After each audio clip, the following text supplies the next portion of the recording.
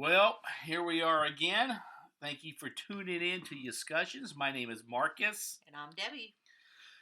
Well, we are back and doing this again, and I think it's just more therapy for you.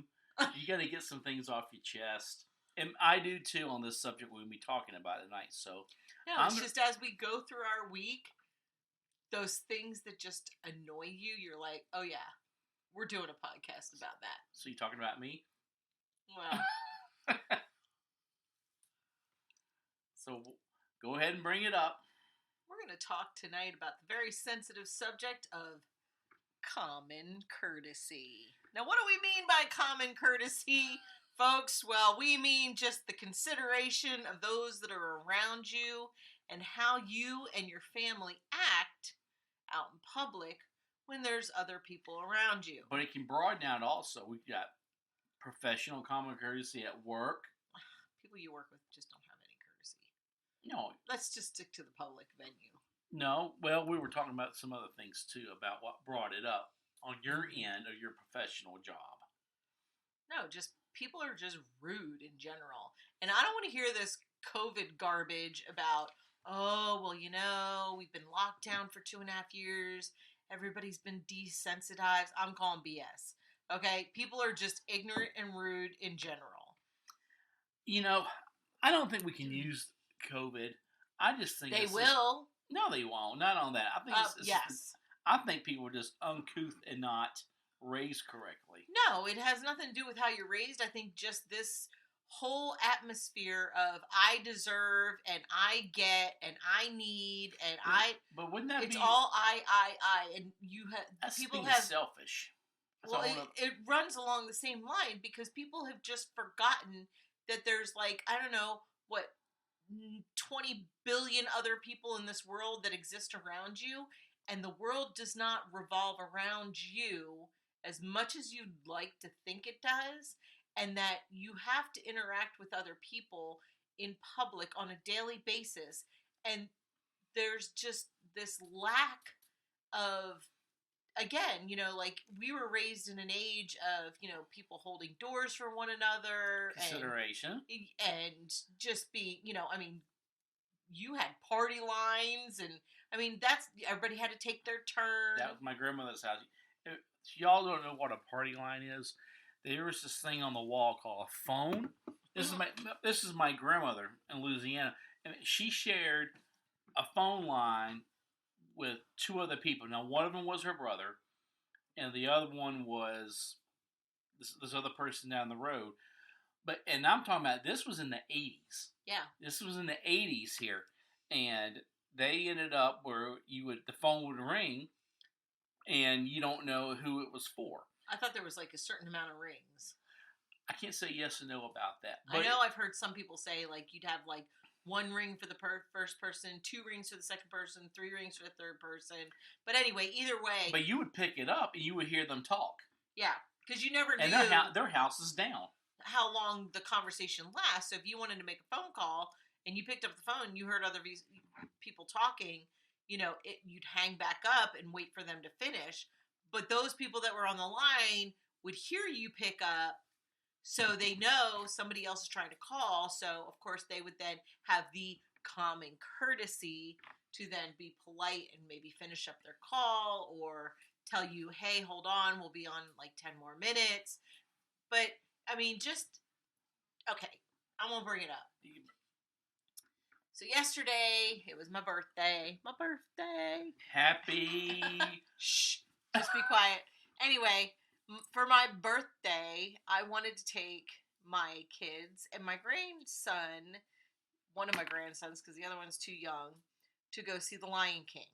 And I thought that would be a great show to go take them to see. I had taken my oldest 3 when they were very young to see it on Broadway. It's a great show. And anyway, so we went to go see the show. We were all excited. You spend money on these tickets, and, it's not cheap to go see a show. And we were sitting the second row on the mezzanine, which means there's one row in front of you, but we had pretty good seats.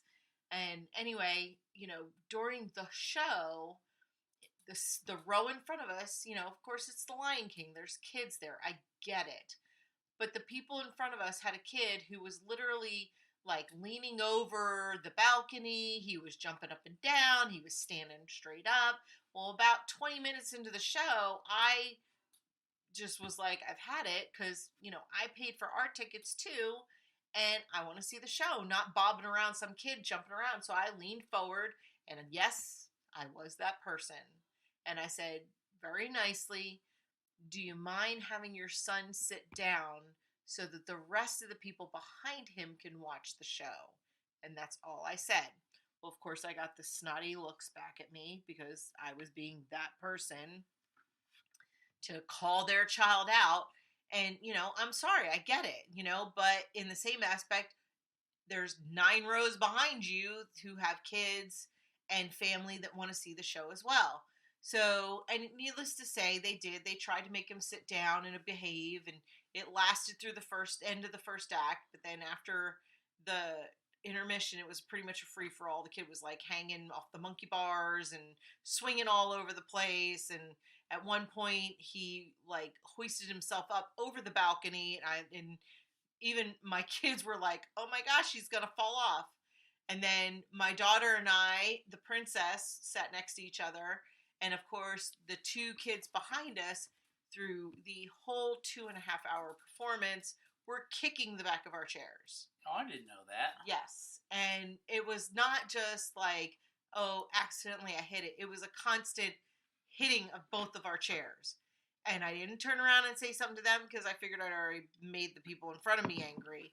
But it's, again, that common courtesy. If you bring kids to a show and it's a crowded theater, okay, I understand you paid money for those seats, but so did I, so did the people next to me, so did the people down the row. And I've never brought my children somewhere where I did not expect them to behave in a certain manner. And of course, we can't control our kids 100%, but if they couldn't behave, I was the first person to take my kids and take them out of the position or out of the situation so that other people weren't affected by their behavior. But this is just something I think that has escaped people in general. We have also a place that we, used to like to go to all the time, on Friday nights that we now no longer frequent because of the fact that everybody brings their kids there.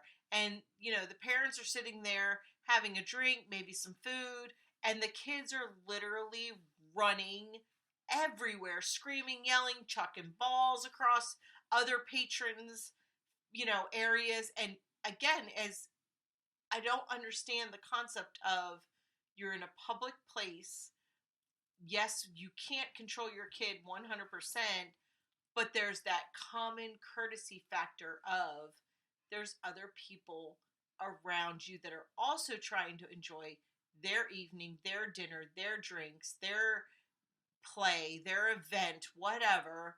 And to have, somebody else be just so disrespectful, and that's exactly what it is, I don't understand that. I just didn't come from that type of upbringing. Okay, here's a good consideration from our side of the family. Like our second child, she had tickets to come. She wanted to come, but guess what happened? She got a cold. She got a cold, and I'm very proud of her. She had a cough, and she did sound bad. And she goes, you know what? She goes, I want to come, but I'm not because I don't want to be that person where people are looking at me while I'm coughing. That's what she said. She said, I didn't want to sit in the show, and I know I'm going to not be able to sit through the whole 2.5 hours without coughing or sneezing or sniffling. Her nose was running, and she goes, I know, as much as she wanted to see the show, she goes, I don't want to be that person. And I am very proud of her because it took a lot because she was missing out on something that we had been talking about for months. It was a big event for us. I mean, her birthday just passed too, so I had gotten the kids their tickets as their birthday presents, and she's like, you know what, I'm just gonna stay home. As much as I'm gonna miss it, I just think it's better because I don't want to A, get somebody else sick, and B, I don't want to be disruptive to other people listening to the performance. You know, not many people would have said that, you know, and I'm very proud of her on that fact.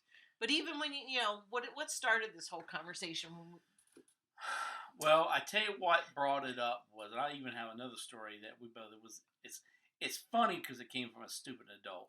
No, but what brought it up was through your, was, I don't know if I can say, I don't know what I'm allowed to say or not say about you on the thing. You got so many rules I forget.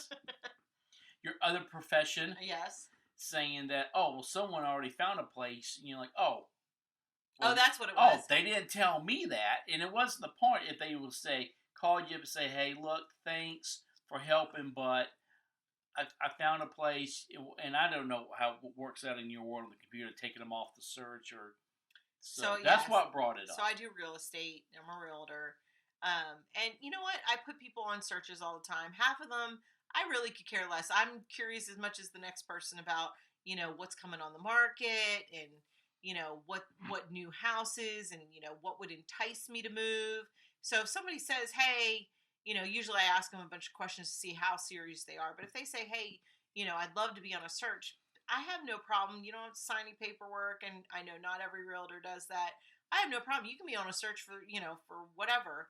Um, you know, just let me know if you see something that you like. And what happened is I've had somebody on a search, and you know, they through the grapevine, I found out that they purchased a home a couple months ago. Never bothered to tell me, and you were still kind of looking for them. I was still kind of looking for them, and you know, they never bothered to say, hey, you know, I found a house. You know, and obviously they did not use me, even though I was the one that had them on the search.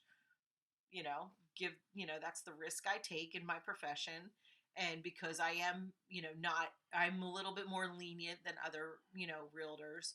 But in the same aspect, you know, all you had to say is, you know, and you don't even have to talk to me. Text me and be like, hey, we found a place, you can stop the search now. No, instead they let the search keep on going for 2 months and didn't even say, hey, I found a place. You know, you're not hurting my feelings. I mean, in a way you are, because I would have expected it, because you asked me, you know, you had enough gumption to ask me to put you on a search. I would have thought you would at least have that same courtesy to say, hey, we didn't use the you, which is very hurtful, but either way, we found a place, go ahead and take me off the search. You can even lie to me and say, you know what, we decided we're going to wait, we're not going to find something, go ahead and take me off the search. Whatever, I'll find out later, because, you know, I can pull the tax records. But either way... But you knew this person bought one. I did know this person, and closely, so... You know, it's one of those things that, you know, I don't know.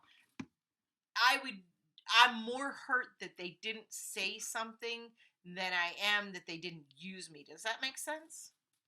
You know, because I don't know. I feel that's just not who I am. Maybe it's okay. No, because I feel like if I asked you, if I asked you to do something for me, and then I decided to go behind your back, it's very deceptive. You know, those people that, like, you know, want to be your friend, but then, like, they go out with other friends and don't tell you, and then... I know what you're talking about. And then, you know, but they still want to be your friend. It's like, okay, well, then don't tell me you went out with other people. Don't send me pictures that you went out with other people. Like, just don't tell me. Exactly. You know, like, what's the purpose behind you sending me pictures saying, hey, I went out with so-and-so, look at all the fun we had. Like, that's so, to me, like, I don't know, like, grade schoolish, like, you know, I'm her friend, but I'm not your friend. And and they're still friends with me. It has nothing to do with friendship. They found someone better to go out with. It's not even found somebody better. It's just like, you know, hey, we went out and we didn't invite you, but look at all the fun we had. But hey, you want to go out next week? Like, maybe.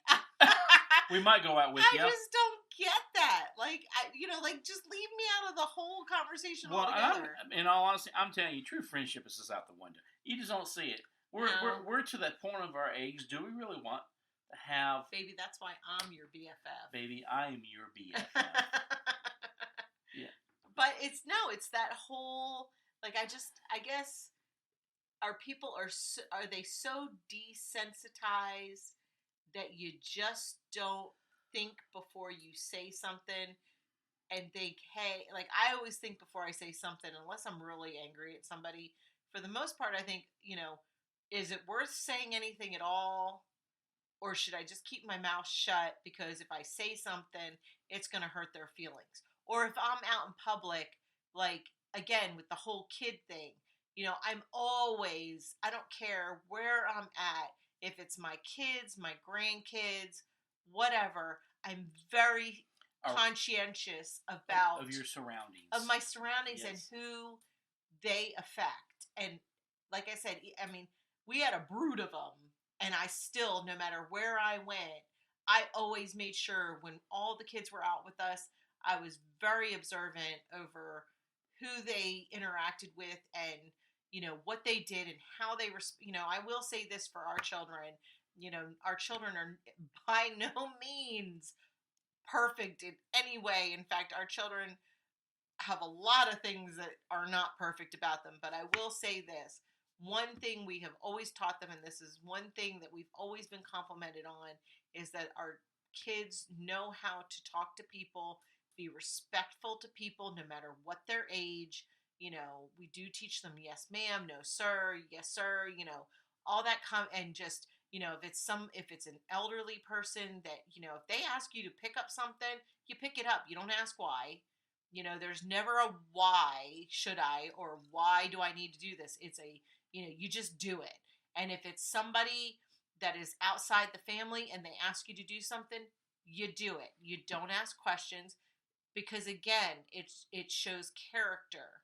And I will say for our children, no matter what paths they have taken, they all are deeply rooted in the fact that you are very conscientious and very courteous to other people when you are out in public, when you are in private, when no matter where you are, there's that ingrained respect for others. And I guess that's one of those things that no matter where our kids have gone and how much they've screwed up in their lives, in some point, I will say I've never had somebody say, I don't like your kid. That's right. They, I have most people usually come back to me and say, I love your kids. They're so kind. They're so generous. They're so willing to help. They may not, they may gripe about it later, but they're never going to gripe to your face. And I appreciate that about my children, is the fact that they do realize there's a time and there's a place, but you know what? It's not going to kill you to help somebody else, and it's not going to kill you to stop and do something that somebody needs help or needs assistance, because that little part of your day, it's not going to make or break you, and ultimately you will have made somebody else's life better. Yep. And so, well, let me ask you this: don't you remember the one we went to? Who did we see in concert at the fairgrounds, state fair? Which one? We've seen lots of people. No, the last one. The lady in front of us. It was who was the country singer? He's real tall. Was it Trace Atkins? Was it him? Mm-hmm. Don't you know that girl in the front the whole time? Oh yeah. I mean, this is what I like. I tell you, I'm not really big on concerts, but it's really nice. You go to like the ones that are like older. In my mind, I'm like, okay, this is gonna be a sit down concert. Okay, he just doesn't like to get up and dance like I do. No, I love the dance. Well, you did put your moves up the other night. But be quiet. You're not allowed to say. I'm not allowed to talk about that night? No, that's not allowed to be said. Anyway. But anyway, and so, I mean, people are kind of up, then they'll sit down. But this one woman in front of us, she was maybe slightly set, one row in front of us, maybe slightly angled, and there was another couple next to us. And she was up the whole, and she had, was it one chair, or did she have two chairs? She actually had three altogether. The one she was in, and there was two empty ones. And she was up blocking the entire concert. And well, everyone else is sitting down. She's out waving her hands in the air. And I mean, just like, come on. And so one lady kind of says something to her. And she goes, I bought these tickets. And I bought these two tickets next to me. She said, I bought all three seats. And if I want to stand up here and wave my arms and block all three seats, I will. But she ended up sat down. She sat down for a little bit. but you could tell that she was like hating it. But she finally got up. I mean, completely rude. I thought they were gonna have a throwdown fight. I thought, but she was. She was a very rude, and I mean not like drunk rude or nothing, but just a rude. Can you just sit down and enjoy the concert? I don't mind. I don't want to see you get up. You want to applaud and do a good job. You sit back down.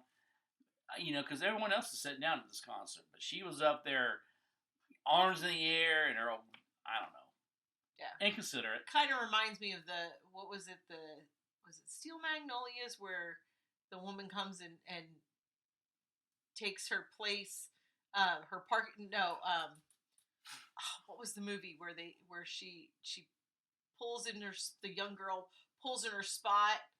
Oh, that was green. No, that Fried was green tomatoes. Fried green tomatoes. And she pulls and she backs into her car. Was it fried green tomatoes? Yes, and she basically rams her car and she goes, "Don't worry, I got more insurance than you do, honey."